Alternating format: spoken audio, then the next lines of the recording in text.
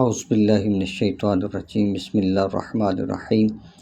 ایاما معدودات فمن کان منکم مریضا او علی سفر فعدۃ من ایام اخر۔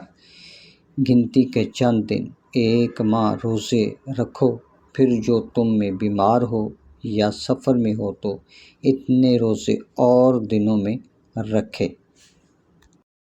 ایاما معدودات، گنتی کے چند دن۔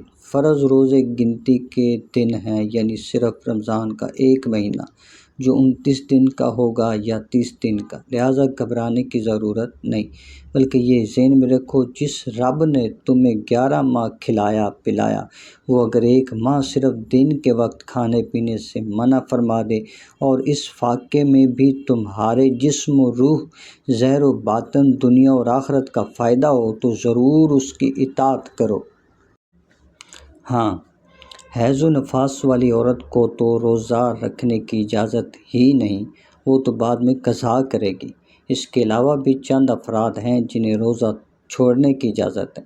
آیت میں بطور خاص بیمار اور مسافر کو رخصت دی گئی ہے، لیکن یہ یاد رہے کہ سفر سے مراد 3 دن کی مسافت یعنی 57.5 میل یعنی 92 کلومیٹر ہے۔